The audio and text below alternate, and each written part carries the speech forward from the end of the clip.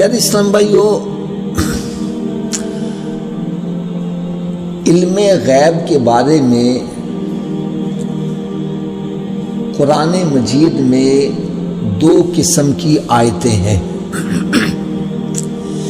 ایک وہ آیت ہے جس میں سوائے رب تعالیٰ کے کسی اور کے پاس علم غیب نہیں۔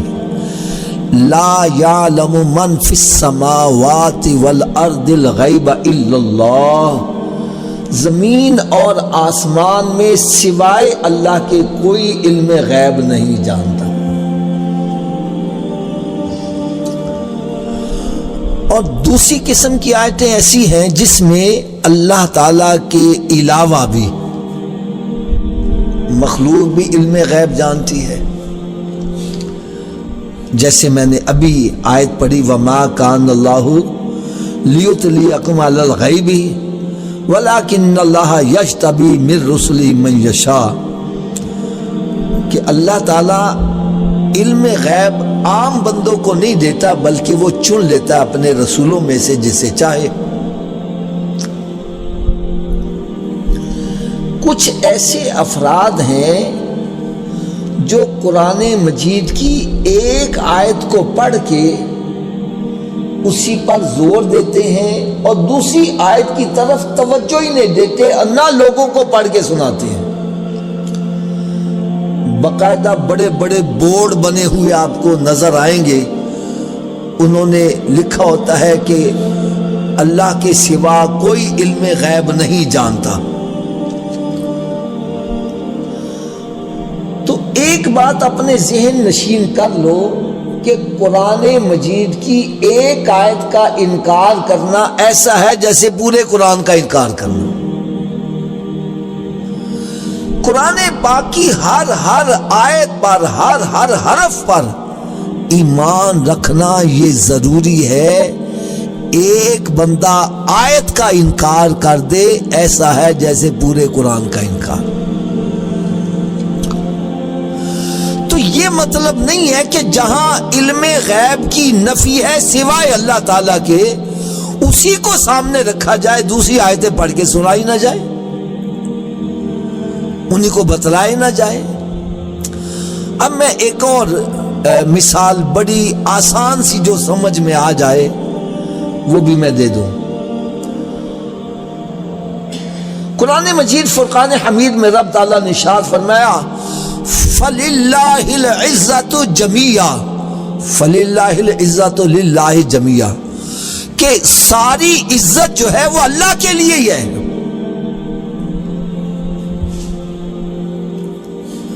ساری عزت صرف اللہ کے لیے ہے۔ اور قرآن مجید میں دوسرے مقام پر فرمایا العزت للہ ولرسولہ وللمؤمنین، عزت اللہ تعالیٰ کے لیے ہے، اس کے رسولوں کے لیے اور مومنین کے لیے بھی ہے۔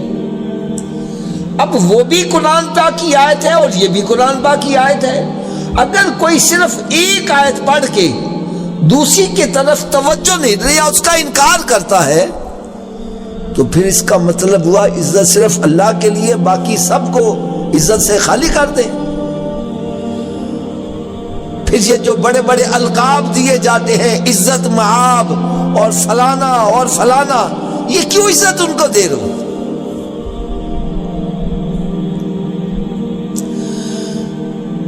تو ایسا تبلیغ ہونی چاہیے، ایسا بیان ہونا چاہیے کہ قرآن پاک کی کسی آیت کا انکار نہ ہو۔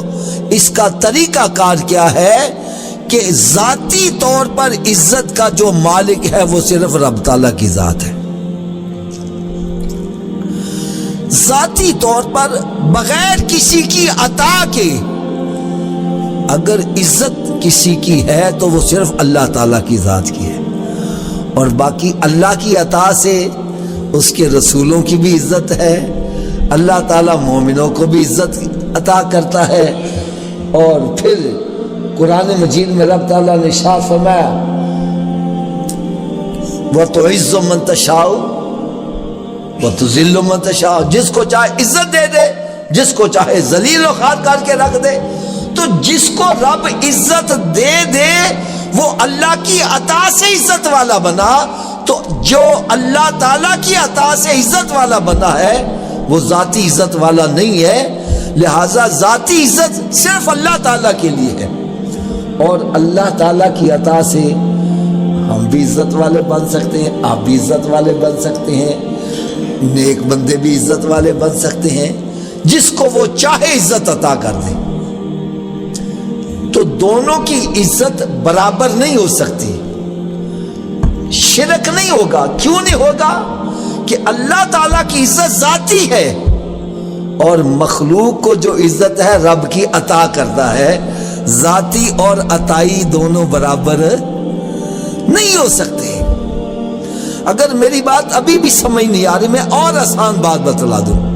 بعض بندے کہتا جی جو اللہ تعالیٰ کی صفت ہے مخلوق میں مانو گے تو شرک ہو جائے گا، تو پھر بھائی عزت تو اللہ کی ہے اور بندے کو بھی ہم عزت والا مانتے ہیں، تو پھر تو یہ بھی شرک ہو گیا۔ نہیں، شرک نہیں ہوگا۔ کیوں نہیں ہوگا؟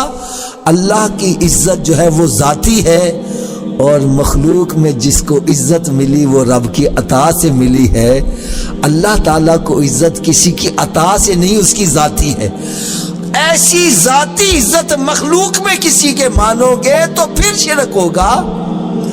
اور الحمدللہ ثم الحمدللہ ہمارا تو یہ عقیدہ ہے کہ مخلوق میں سب سے افضل ذات میرے آقا حضرت محمد مصطفیٰ صلی اللہ علیہ وسلم کی ذات اقدس ہے۔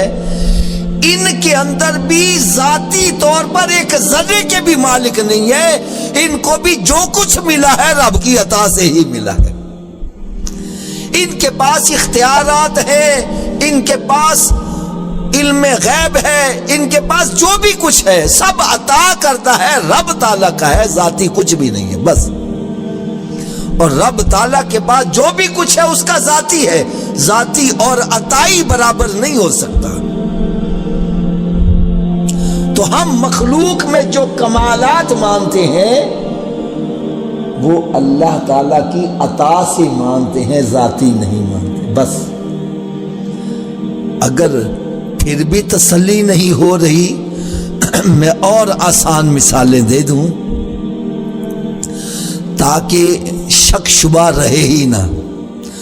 دیکھو اللہ تعالیٰ کی ذات ہے حی، وہ زندہ ہے، اور ہم بھی زندہ ہیں کہ نہیں ہیں؟ کیوں خان صاحب؟ اب اللہ بھی زندہ اور بندہ بھی زندہ، شرک ہو گیا۔ حی اللہ کی صفت ہے، اللہ لا الہ الا هو الحی القیوم، اللہ تعالی حی ہے اور ہم بھی حی ہیں، کیا شرک ہو گیا؟ ارے نہیں شرک ہوگا۔ کیوں نہیں ہوگا؟ اللہ کی حیات ذاتی ہے، وہ کسی کی محتاج نہیں ہے، اور مخلوق کو جو حیات ملی ہے رب کی عطا سے ملی ہے۔ جیسی اللہ تعالی کی حیات ہے، ذاتی ہے، ایسی حیات مخلوق میں مانو گے پھر شرک ہوگا۔ لکھنے میں تو ایک ہی بات آئے گی، صفت ایک ہی ہے، اللہ بھی حی ہے ہم بھی حی ہیں، بلکہ اللہ بھی مومن ہے ہم بھی مومن ہیں، اللہ بھی مومن ہے۔ نہیں سمجھ آ رہی؟ میں آپ کو آیت کا حوالہ دے دیتا ہوں، بڑی مشہور آیت ہے، هو اللہ الذی لا الہ الا هو الملک القدوس السلام المؤمن المہیمن العزیز الجبار، ہے کہ نہیں آیت؟ سورہ حشر کی سب سے آخری آیتیں جو ہیں۔ اللہ تعالیٰ بھی مومن ہے اور ہم مومن نہیں ہیں۔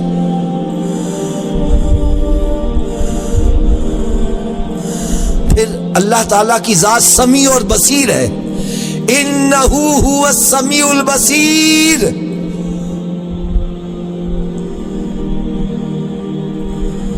وہ سننے والا دیکھنے والا ہے۔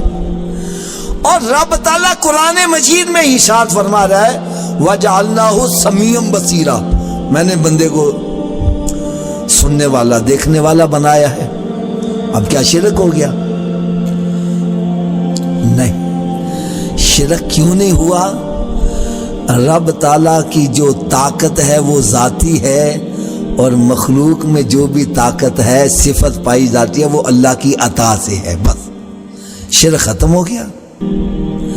ہاں، جیسی صفت رب تعالیٰ کی ہے ذاتی، ازلی اور ابدی، ایسی ذاتی، ازلی اور ابدی صفت مخلوق میں مانو گے بھی شرک ہوگا۔ اور الحمدللہ ایسی کوئی صفت مخلوق میں کسی کے اندر مانتے نہیں۔ ہمارا عقیدہ ہے مخلوق کو جو بھی کچھ ملا ہے سب کس کا عطا کردہ ہے؟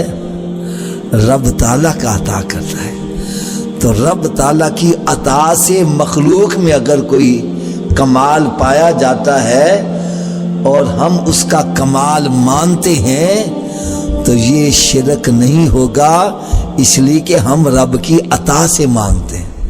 علم غیب یہ بھی ایک صفت ہے، اس میں جہاں پر نفی آئی ہے کہ سوائے رب تعالیٰ کے کوئی بھی علم غیب نہیں جانتا، اس سے مراد ہے ذاتی علم غیب، کسی کی عطا کے بغیر ذاتی طور پر اگر پوری کائنات میں کوئی علم غیب جانتا ہے تو وہ کون ہے؟ اللہ کی ذات ہے۔ کون ہے؟ اونچی بولو ذرا۔ اور اللہ کی عطا سے اللہ کے نبی بھی جانتے ہیں، اور جس کو رب تعالیٰ چاہے وہ بھی عطا کر دیتا ہے۔ ایسا عقیدہ رکھنے سے قرآن کی ساری آیتوں پر ایمان آ جائے گا۔ اگر ون سائیڈی ٹریفک چلاؤ گے تو دوسری آیتوں کی نفی ہو جائے گی۔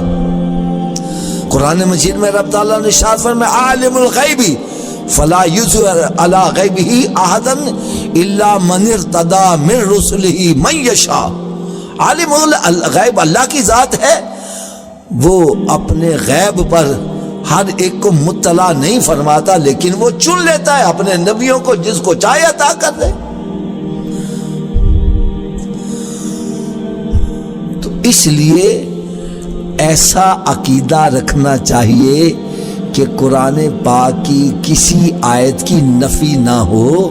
قرآن پاک کی ایک آیت کا انکار کرنا ایسا ہے جیسے پورے قرآن کا انکار۔ تو جہاں پر نفی آئی ہے سوائے رب تعالیٰ کے زمین اور آسمان میں کوئی غیب نہیں جانتا، اس سے مراد ہے ذاتی طور پر اگر کوئی علم غیب جاننے والا ہے تو وہ صرف اللہ کی ذات ہے، مخلوق میں کوئی بھی علم غیب ذاتی طور پر نہیں جانتا۔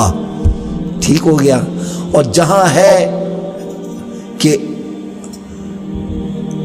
رب تعالیٰ نے ارشاد فرمایا وَمَا كَانَ اللَّهُ لِيُطْلِعَكُمْ عَلَى الْغَيْبِ وَلَكِنَّ اللَّهَ يَجْتَبِي مِن رُّسُلِهِ مَن يَشَاءُ، کہ اللہ تعالیٰ کی یہ شان نہیں ہے کہ ہر ایک کو، عام بندوں کو علم غیب عطا کر دے، نہیں، وہ چن لیتا ہے اپنے نبیوں کو اور جس کو چاہے عطا فرما دے۔ تو آئیے آج میں علم غیب کے بارے میں اس لیے کہہ رہا ہوں، آج کل نا لوگوں کو نا بڑا میرا مطلب گمراہ کرنے کی کوشش کرتے ہیں، ذرا ذرا سی بات پر اور شرک ہو گیا، اور شرک ہو گیا، اللہ تعالیٰ شرک معاف نہیں کرے گا، اس کے علاوہ جو سا گناہ چاہے وہ معاف کر دے گا۔ تو اللہ تعالیٰ تو علم غیب جانو، تم مخلوق میں مانتے ہو، تم کہتے ہو نبی بھی اور ولی بھی جانتے ہیں، تو یہ تو شرک ہو گیا۔ اللہ غیب جانتا ہے، تم بھی جانتے ہو، اور نبی بھی جانتا ہے، تو پھر تو شرک ہو گیا۔ اب جس کے پاس علم نہیں وہ بیچارہ ڈاماڈول ہو جاتا ہے۔ ایک میں آپ کو اور بڑی آسان سی مثال دے دوں تاکہ میرا مطلب ہے کہ نا ذہن سے خدشات دور ہو جائے۔ ایک بندہ ہمارے یہاں پر کالونی میں ایک مکان خرید لیتا ہے۔ کیوں چودھری صاحب کیا کرتا ہے؟ اچھا، جب وہ مکان خرید لے گا تو وہ اس مکان کا کیا بن جائے گا؟ اونچی بولو، کیا بن جائے گا؟ تو کیا اللہ مالک نہ رہا؟ کیوں حضرت صاحب؟ تو اللہ بھی مالک ہے تو بندہ بھی مالک، شرک ہو گیا۔ کیوں خان صاحب؟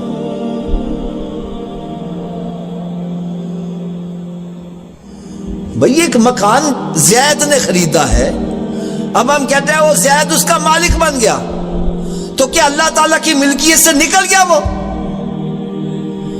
تو پھر اللہ بھی مالک ہے تو زید بھی مالک ہوا تو شرک ہو گیا۔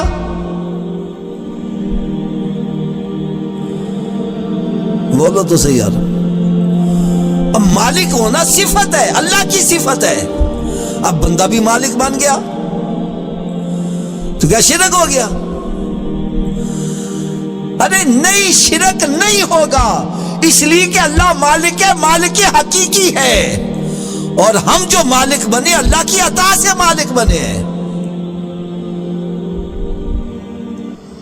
اب یہ کہنا کہ اللہ کی صفت میں جو بھی شریک ہو گیا وہ شرک ہو گیا، تو پھر کہاں بچو گے؟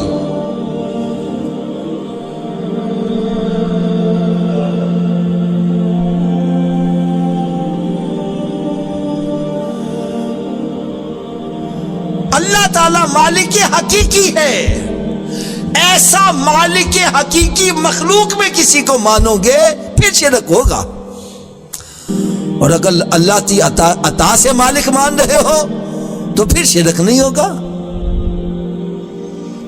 ایک بندہ ایسا کٹڑ قسم کا جو اپنے عقیدے سے ذرا بھی ہٹنے کے لیے تیار نہیں، نا نا نا نا نا نا،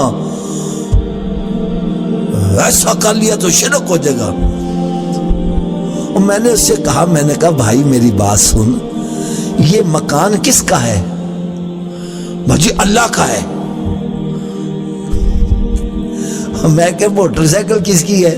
اللہ کی ہے۔ بھائی یہ سائیکل کس کی ہے؟ وہ جی اللہ کی ہے۔ میں کہا یہ بیٹا کس کا ہے؟ یہ بیوی کس کی ہے؟ اب چپ ہو گیا۔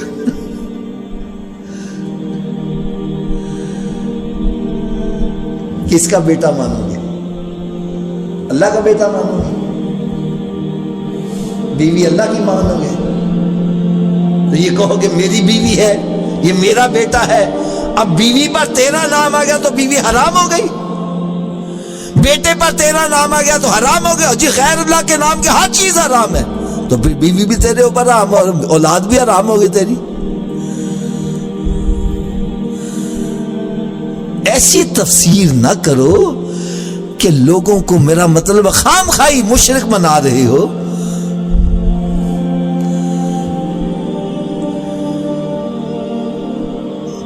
حقیقی مالک اللہ کی ذات ہے۔ رب تعالیٰ فرماتا تؤتی الملک من تشاء، جس کو میں چاہتا ہوں حکومت عطا کر، اور جس کو حکومت مل گئی وہ مالک بنا کہ نہیں بنا؟ وہ حکمران بن گیا تو اللہ بھی حکمران ہے، بندہ بھی حکمران ہے، لیکن اللہ حکمران ہے ذاتی طور پر، اور بندہ حکمران بنے اللہ کی عطا سے بنا ہے۔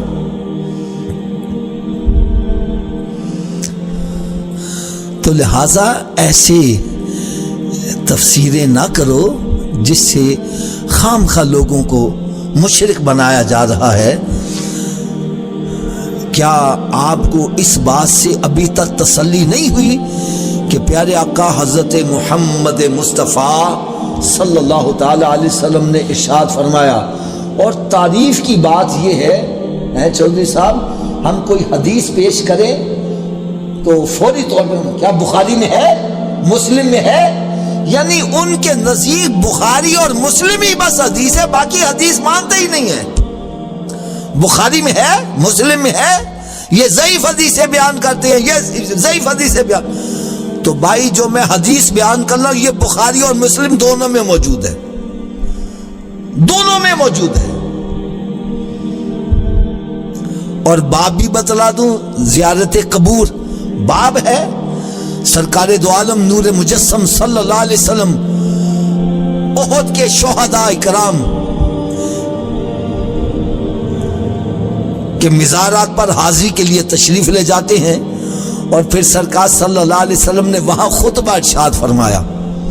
وہ خطبہ ذرا غور سے سنو۔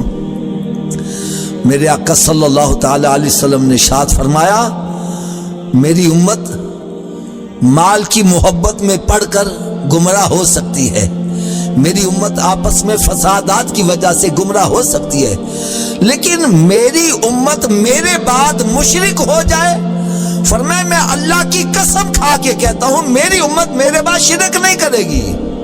یار میرے آقا کی قسم پر جس کو اعتبار نہیں ہو رہا وہ مسلمان کہے گا یار۔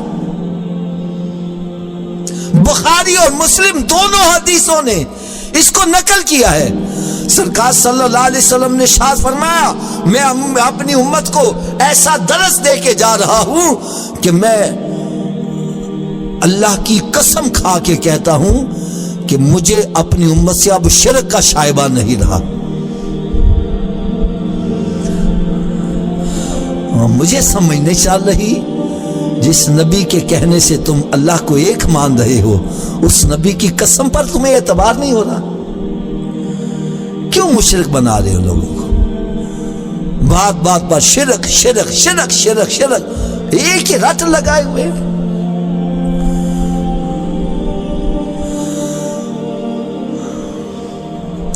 جس شے پر غیر اللہ کا نام آ جائے بس وہ جو حرام ہو گئی۔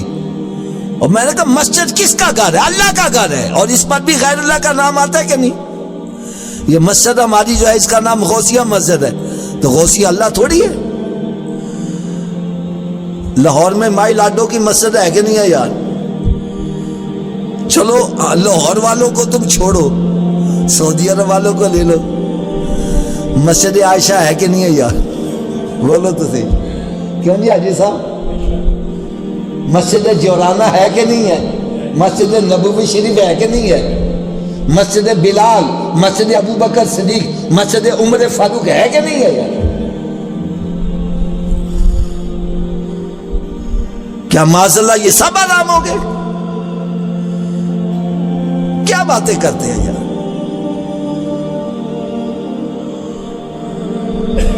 مسجد جمعہ موجود ہے، مسجد قبلتین موجود ہے، اب قبلتین اللہ تو نہیں ہے یار،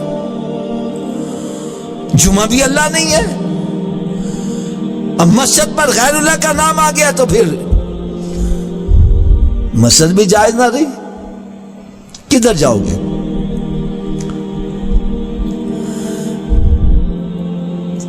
تو خدا را ایسا کام نہ کرو جس سے مسلمانوں کو دھڑا دھڑ مشرک بناتے چلے جا رہی ہے، ایسا بات نہ کرو۔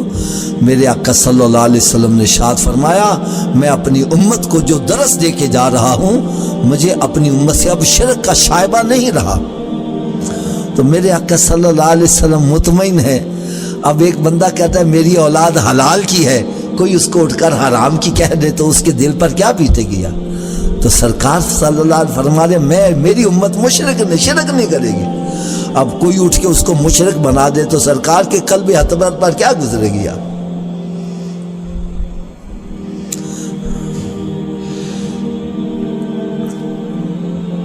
تو آئیے آج میں صرف غیب کے بارے میں یہ بتلاتا ہوں غیب ہوتا کیا ہے، اس کی ڈیفینیشن کیا ہے، اور کل سے پھر میں انشاءاللہ تعالی اس کے بارے میں مزید عرض کروں گا۔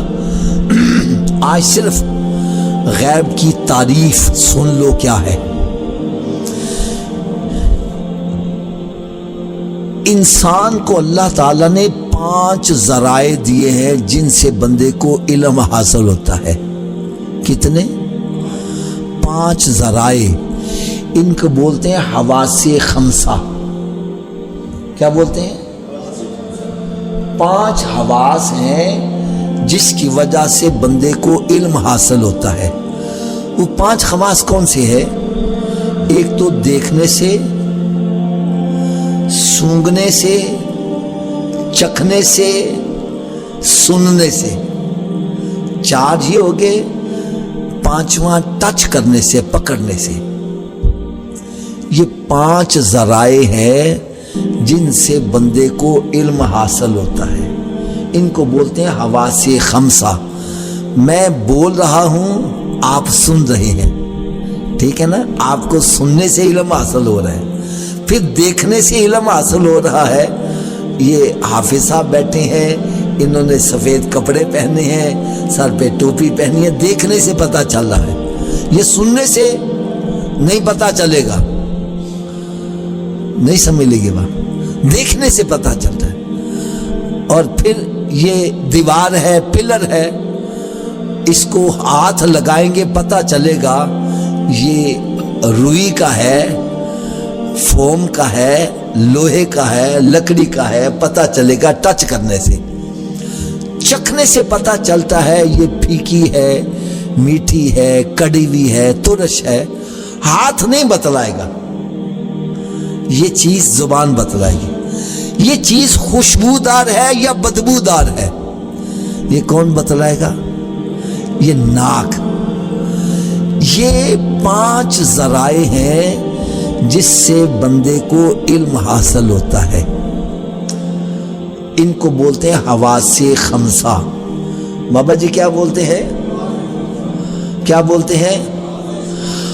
حواس خمسہ 5 ذرائع ہیں جس سے بندے کو علم حاصل ہوتا ہے۔ اب حواس خمسہ جس کا ادراک نہ کریں اور شے موجود ہو اس کو غیب کہتے ہیں۔ 5 ذرائع ناکام ہو جائیں اور شے موجود ہو اس کو غیب بولیں گے۔ کیا بولیں گے؟ 5 ذرائع۔